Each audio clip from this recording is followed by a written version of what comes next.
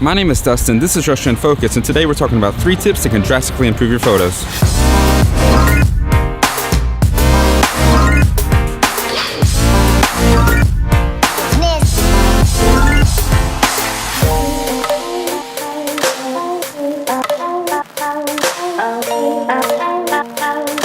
Okay, welcome back to the channel. Tom and Aurelien are both out of town still, so I thought that I would head out on my own to one of my favorite locations and share some photo tips with you. We're here in Moscow's Cathedral of Christ the Savior, and just a side note, Stalin actually knocked down this church and converted it into a huge outdoor swimming pool before it was recently rebuilt. As you can see, the weather's not great today. It's a bit cold and rainy. It was even snowing earlier, but we're not going to let the weather get us down. Let's head closer to the church.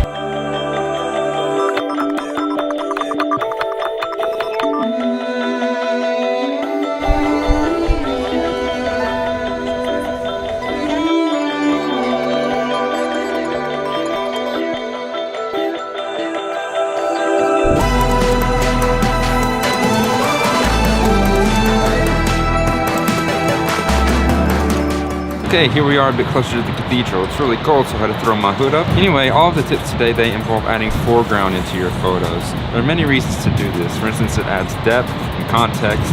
And a lot of people say about my photos that it makes you feel like you're actually in the scene. If you incorporate it well, adding foregrounds to your images can make your shots look better than just snapshots. As I said earlier, I'm alone today, so I'm going to throw the GoPro onto my camera so you can see how I get some of these shots. Ready?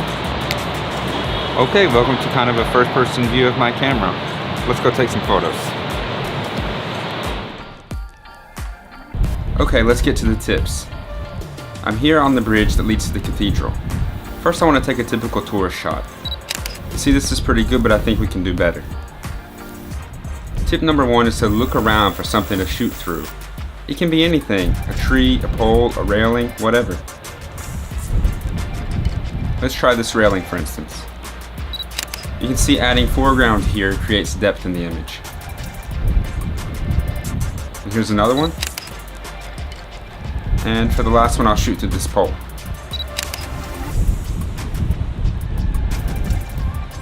Now I'm under the bridge and I want to shoot through these bushes.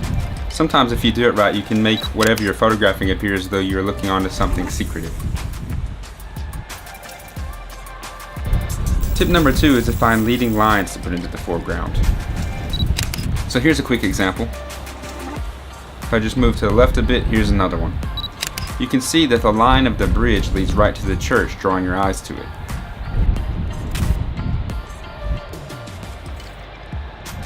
For the last tip, another before and after. Here's a typical shot at eye level. Now tip number 3 is to get low for a different perspective and to create a more interesting photo. Take a look at this. You see, not only is it a more interesting perspective, but it also created more leading lines in the foreground. Okay, that was pretty quick, but that's it. Let's look at the recap. So again, tip number 1 is to find something to shoot through. Tip number 2 is to look for leading lines. And tip number 3 is simply to get low. Okay guys, that's basically it. I have to head inside because it is freezing. If you like this video and you found my tips helpful, give it a thumbs up.